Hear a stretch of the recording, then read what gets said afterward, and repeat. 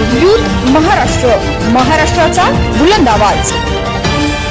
ताज्या बातम्या, मनोरंजन आणि व्हायरल बातम्यांसाठी यूथ महाराष्ट्र न्यूज चॅनल आजच सबस्क्राइब करा। आणि मातानो, मी आल्यानंतर पाहिलं की आम्ही सावलीत आणि तुम्ही उन्हात, तेव्हाच ठरवलं की खाली जाऊनच भाषण करायचं। मग साहजिकच आहे, काही जण म्हणाले की साहेब तुम्ही दिसणार नाही।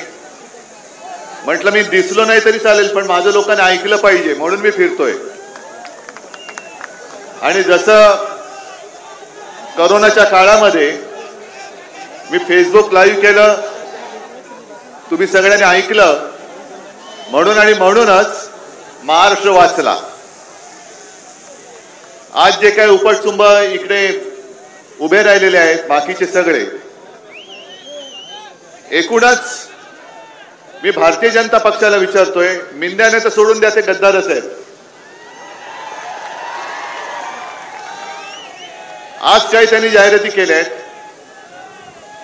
त्याने एकच प्रश्न विचारायचा आहे की जेव्हा संपूर्ण महाराष्ट्र कोरोनाशी लढत होता, त्यावेळेला भाजपच्या महाराष्ट्राच्या युनिटनी सुद्धा महाराष्ट्राला पैसे नव्हते दिले, तर पीएम केअर फंडला पैसे दिले होते। हे तुमचं महाराष्ट्राचं प्रेम।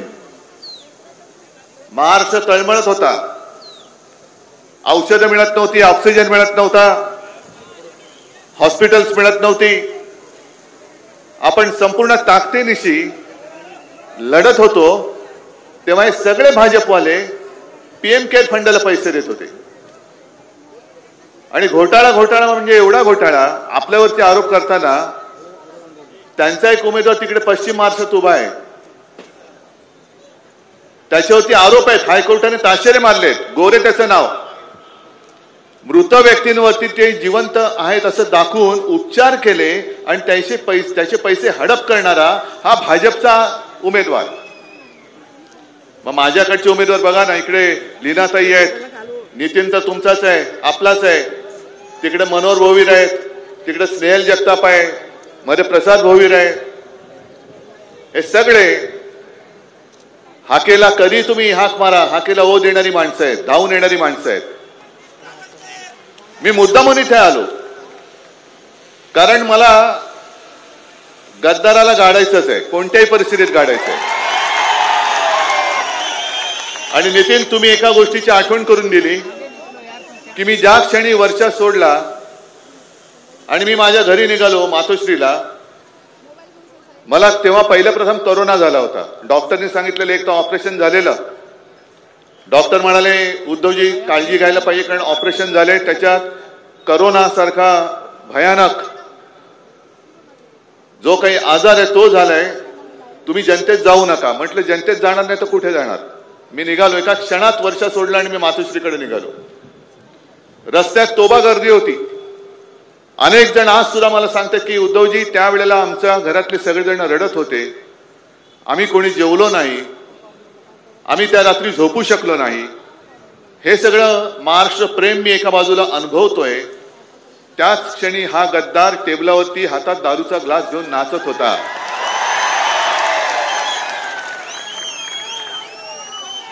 मला माझं व्यक्तिगत काही नाही, माझं काय व्हायचं आहे तुमच्यासाठी होईल, पण गद्दारी सेलिब्रेट करणारा हा आपला आमदार होऊ शकतो। बाकी दादागिरीचं माझ्यावरती सोपवा तुम्ही इथून नितीनला निवडून द्या। याला सांगतो, तुला खडी फोडायला नाही पाठवलं ना,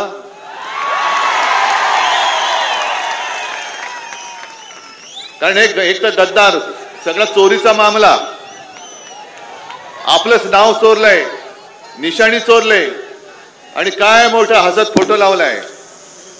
चोर तो चोर वर शिरजोर, ही मस्ती ही उतरवायची नाही तर काय डोक्यावर घेऊन फिरवायची। इकडे बाकीची जी काय कामं आता नितीन दादा तुम्हाला सांगत होता, 5 वर्ष आमदार होता, 2.5 वर्ष मी मुख्यमंत्री होतो, माझ्याकडे एकही कुठल्या इथलं विकासाचं काम घेऊन आला नाही। 2.5 वर्ष झाल्यानंतर यांनी गद्दारी करून सरकार पाडलं, खोके घेऊन तिकडे गेला, म्हणजे जनतेला धोके आणि स्वतःला खोके. खोके घेऊन तिकडे गेल्यानंतर ठीक आहे, माझ्यावरती आरोप करा, पण मग 2.5 वर्षामध्ये या कर्जत विधानसभा मतदार क्षेत्रामध्ये किती विकास कामं केली, काय हिशोब आहे? कॉन्ट्रॅक्ट खूप दिली गेली. संपूर्ण महाराष्ट्रभर जिथे जिथे गद्दारी झाले तिथे तिथे मी पाहतोय कॉन्ट्रॅक्ट खूप दिले गेले. पैसा दिला गेलाय, सरकारच्या तिजोरीतून पैसा दिला गेलाय, पण तो खालपर्यंत आलेलाच नाही. मग कोणी खाल्ला हा पैसा? 50 खोक्यात आहे ना सुट्टे पैसे झालेले आहेत. 50 खोक्याचं काय कौतुक सांगताय? 50 खोके तर असे सुट्टे पैसे आहेत. हजारो कोटींनी यांनी महाराष्ट्र लुटलेला आहे, महाराष्ट्र लुबाडलेला आहे. आज लीनाताई आपल्यासोबत उभ्या आहेत तिकडे पनवेलमधून. कशासाठी उभ्या आहेत? का या सगळ्यांच्या घरी वेळ जात नाही म्हणून विधानसभेत जायचे? जसा नितीन तुमच्यासाठी लढतोय, खरं म्हटलं तर निवडणूक जवळ आल्यानंतर आणखीन काही आले होते पैसेवाले, साहेब आम्हाला उमेदवारी द्या, आम्हाला उमेदवारी द्या. माझ्याकडे पैसा कोण किती होतो याला किंमत नाही, निष्ठेने हातामध्ये भगवा कोण धरतो याला मी किंमत देतो. आणि या नितीनकडे कदाचित त्यांचे एवढे पैसे नसतील, तिकडे पैशाचा महापूर आहे, पैशाचा धबधबा आहे, पण या पैशाच्या महापुरामध्ये तुम्ही तुमच्या निष्ठेचा खडक वाहून देणार आहात का पहाडासारखे उभे आहात? किती महापूर येऊ दे, आणि महापूर येतो आणि जातो. आता पैसा यांचा बाहेर येईल. पैसे देऊन मत विकत घेणारी ही अवलाद महाराष्ट्राला काय सुख देणार, काय समाधान देणार? आणि पैसे आता देतील आणि सगळीकडे होर्डिंग लागले. तुमच्याकडे लागलेत का? काम काय केले, काम भारी लागले, केले काम भारी, लुटले तिजोरी, केले गद्दारी, पुढे लाचारी. काय नाही, घरी म्हणजे गुवाहाटीला पाठवून द्या, गुवाहाटीला द्या पाठवून. या लीनाताईंना सुद्धा सांगतोय की लीनाताई तुम्हाला सुद्धा खास धन्यवाद देतो की अगदी शेवटच्या क्षणी मी यांना उमेदवारी दिली आणि त्यांनी सांगितलं की उद्धवजी मी नक्की उमेदवार राहीन, निवडून पण येईन, पण मला मी ज्या लोकांसाठी लढते, ज्या कामासाठी लढते ती त्यांनी मला लिहूनच दिलेली आहे की सरकार आल्यावरती दुसऱ्याच दिवशी मालमत्ता म्हणजे पनवेलमध्ये मालमत्ता करावर लावलेली 100% शास्ती व्याज माफी करणार. हवंय की नको माफी पनवेलकरांनी ठरवायचंय. लीनाताई ओरडते, लीनाताई भांडते, लीनाताई आंदोलन करते, पण ज्यांच्यासाठी ह्या लीनाताई झगडतायत त्या लोकांना ही मागणी मान्य करून घ्यायची असेल तर लीनाताईंना मत देतील. पुढची सुद्धा जी आहे की सिडको आणि महानगरपालिका दोघांकडून लागलेला डबल टॅक्स माफ करणार. खरं म्हणजे हे खरं आपण कर्जतमध्ये आहोत, पण पनवेलकरांना दाखवा जरा. मी कृपा करून सांगेन चॅनलवाल्यांना की हे पनवेलकरांना पण दाखवा की काय काय आम्ही करणार आहोत. लोढा पलावाला मालमत्ता करत दिलेली सवलत, म्हणजे त्यांना सवलत सिडको वसाहतींना पण आपण द्यायला पाहिजे आणि ती दिल्याशिवाय राहणार नाही. कारण यांचे सगळे धनाढ्य, यांना पैसे पुरवणारे हे. त्याच्यानंतर गावठाण हद्दीतील घरांना दिलेली 65% मालमत्ता कर सवलत सिडको वसाहतीच्या 2.5 लाख मालमत्ता करांना सुद्धा देणार, मालमत्तांना सुद्धा देणार. हे याच्यावरती काहीतरी बोला ना. बटेंगे तो कटेंगे, हे तुम्ही बटेंगे हे तुम्ही बाटलेलं आहे. हे गरीब एका बाजूला आणि श्रीमंत एका बाजूला. हे पाप या भाजपाने त्यांच्या या गद्दारीने केलेलं आहे. कसलं बटेंगे आणि कसलं कटेंगे? अरे मी मुख्यमंत्री होतो, कोण कटला गेला इकडे, कोण बाटला गेला इकडे? मी सगळ्यांना घेऊन माझा महाराष्ट्र पुढे घेऊन चाललो होतो. मी कुठेही ना करोनाच्या उपचारामध्ये भेदभाव केला ना विकास कामामध्ये भेदभाव केला.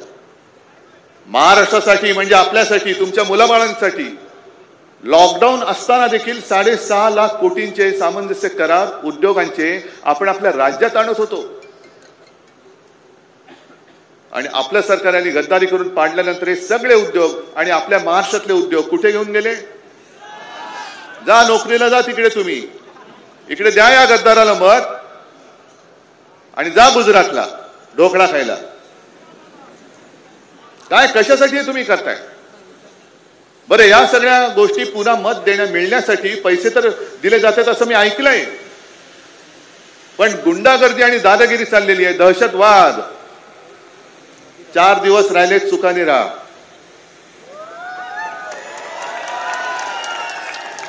4 दिवस राहिलेत, भोगून घे. नंतर तुला कधीही विधान भवनाचं दार बघायला मिळणार नाही आहे. आणि मग गावामध्ये नीट फिरायचं असेल तर मस्ती सोड आणि नम्रतेने वाग. कारण जर का आता तू दादागिरी केलीस आणि केवळ शिवसेनाच नाही तर महाविकास आघाडीच्या कोणत्याही कार्यकर्त्याला छळण्याचा प्रयत्न केला तर 23 तारखेनंतर महाविकास आघाडीचं सरकार आहे आणि हे सगळे गद्दार आहेत. बघून घेऊया काय करायचं ते. या ज्या काही आपण 4 जागा दिल्यात, मी आपले काँग्रेसचे कुठे गेले त्यांना खास धन्यवाद देतोय.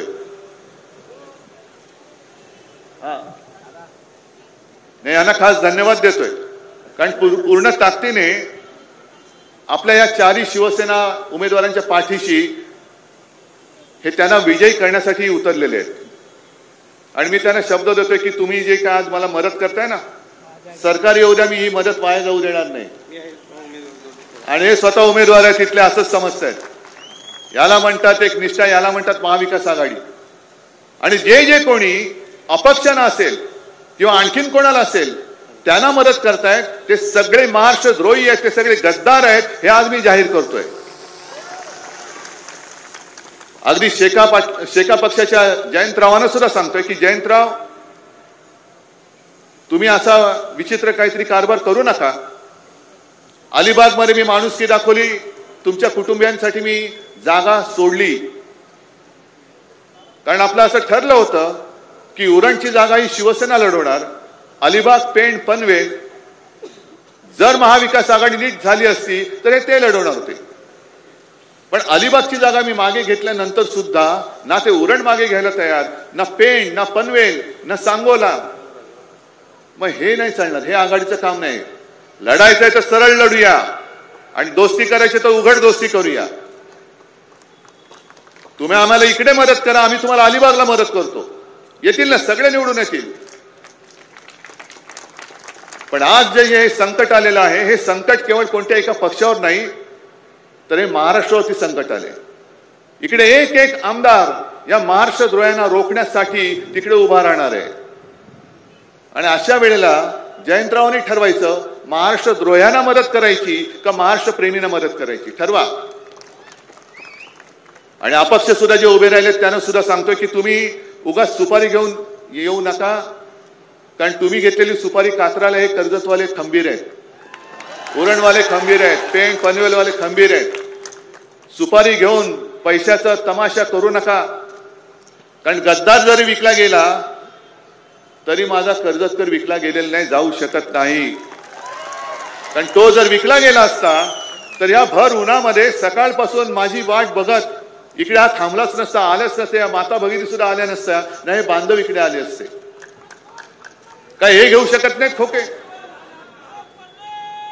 ज्यांनी खोके घेतले ते तुम्हाला काय आमिष दिलेले नाहीत त्यांनी. पण तुम्हाला माहितीये की जो स्वतःच्या पक्षाशी गद्दारी करतो, ज्याला तुम्ही गेल्या वेळेला माझ्याचमुळे मत दिलं होतं, तो आपल्याशी गद्दारी करू शकतो, तो उद्या तुमचं काय सगळं आयुष्य सुजलाम सुफलाम करू शकतो, असा विश्वास आहे तुम्हाला? ज्या काही गोष्टी आपण वचननामेत दिलेल्या आहेत, मुलींप्रमाणे मुलांना मोफत शिक्षण मी करून दाखवणार. महिलांना ज्या ज्या सरकारी बस सेवा आहेत त्या सगळ्या सरकारी बस सेवेमधून मोफत प्रवास मी देऊन दाखवणार. शेतकऱ्यांना पुन्हा कर्जमुक्त मी करून दाखवणार. अगदी इकडे जरी नसलं तरी मराठवाडा आणि इतरत्र जो काय आहे विदर्भ बाकीचा भाग, सोयाबीनला 7,000 रुपये हमी भाव मी देऊन दाखवणार आहे. 25 लाख पर्यंत कॅशलेस मेडिकल सेवा ही आपण देणार आहोत. सरकारी कर्मचाऱ्यांना जुनी पेन्शन योजना ही आपण लागू करून देणार आहोत. कितीतरी गोष्टी करायच्या आहेत, उद्योगधंदे इकडे आणायचे आहेत. आता मी हेलिकॉप्टरने येताना बघितलं की प्रचंड मोठा एअरपोर्ट होतोय. आता इथल्या जमिनीला भाव येतील, पण हे भाव आल्यानंतर तुम्हाला जर का फसवलं गेलं आणि इथली जागा जशी मुंबई घशात घातली गेली तशी इथली जागा पण कोणाच्या घशात घालतील? कोणाच्या? जरा मोठ्याने बोला ना, तुम्हाला कळले की नाही? आले ना? हे अदानीचं भूत तुम्हाला दिसायला लागले की नाही? काय करणार तुम्ही? तुमच्या 7/12वर लिहून टाकलं अदानीचं नाव. कोणाकडे दाद मागणार? आणि तेव्हा जर का हे गद्दार बूट चाटे हे त्यांचे बूट चाटत बसले तर तुम्हाला न्याय कोण देणार? मग तुम्हाला इथे रोजगार हवेत की नको आहेत? जे नितीन बोलले ते तुम्हाला सगळ्या सोयी हवेत की नको आहेत? लीनाताई ज्याच्यासाठी भांडतायत ते प्रश्न सोडून हवेत की नको आहेत? आणि मग हे करायचं असेल तर मग मशालीशिवाय दुसरा पर्याय नाही. मशालीशिवाय पर्याय नाही. काँग्रेसला मी उघड धन्यवाद देतोय की या जिल्ह्यामध्ये एकही जागा आपण काँग्रेसला देऊ शकलो नाही, तरी सुद्धा तुम्ही सोबत राहिले आहेत. आणि हा समंजसपणा जसा काँग्रेसने इकडे दाखवलाय तसा आपण पूर्व विदर्भात दाखवलेला आहे. आपण तिकडे नाही तशा जागा लढवतो. पण आता तुझं माझं करण्याची वेळ नाहीये, हे आपलं आहे. आणि आपलं जर कोण लुटत असेल तर आपण एक होऊन त्याला ठोकला पाहिजे आणि आपला महाराष्ट्र वाचवला पाहिजे. म्हणून महाविकास आघाडी निर्माण झालेली आहे. मग तुम्ही एवढ्या उन्हात आलेला आहात, या नुसत्या भगव्या टोप्या आहेत की मशाली आहेत? या मशाली धगधगलेल्या आहेत का नुसत्याच हातातल्या थर्माकोलच्या मशाली आहेत? पेटलेल्या आहेत. मग हे चारही उमेदवार रायगड मधले चारही पाचही काय स्नेहलताई या चारही जागा आणि नितीन आणि तिकडे सुद्धा सगळीकडे गद्दारच गद्दार आहेत. मला एकच पाहिजे, एक चित्र मला या कर्जतमध्ये बघायचंय. दाखवणार आहात? जसं माझं सरकार गद्दारी करून पाडल्यानंतर हा गद्दार दारूचा ग्लास घेऊन टेबलावरती नाचला होता, तसा पराभव करून इथे माझा कर्जतकर नाचला पाहिजे. गद्दाराचा पराभव करून माझा कर्जतकर नाचला पाहिजे. त्याच्या म्हणजे शब्दशः घेऊ नका, पण त्याच्या उरावरती नाचला पाहिजे. आणि एवढी तयारी आहे, हिंमत आहे. पैसे वाटले तर, दादागिरी केली तर मशालीची धग दाखवणार. ठीक आहे. मग मला वाटतं जास्त बोलण्याची गरज नाही, कारण मला इथून परत मुंबईमध्ये जायचंय. कारण काल परवाकडे मी कुठेतरी बोललो की जसजसं निवडणुकीचा प्रचार संपण्याची वेळ येते तसं आपल्या मराठीत एक म्हण आहे, रात्र थोडी सोंग फार. पण आता राजकारणात नवीन म्हण आहे, रात्र थोडी आणि ढोंग फार. हे ढोंगी सगळे जे आहेत आपल्याबद्दल आता आहे ना, जो काही खोटं प्रेम आलेलं आहे त्या प्रेमाचा तुकडा पाडण्यासाठी मला आता मुंबईला जावं लागतं. कारण मुंबईत सुद्धा माझी 1-2 सभा आहेत. पण इथल्या विजयाची जबाबदारी मी तुमच्यावर सोपवतोय आणि तूर्त आपली मी रजा घेतोय. जय हिंद, जय महाराष्ट्र. महाराष्ट्र, महाराष्ट्राचा बुलंद आवाज.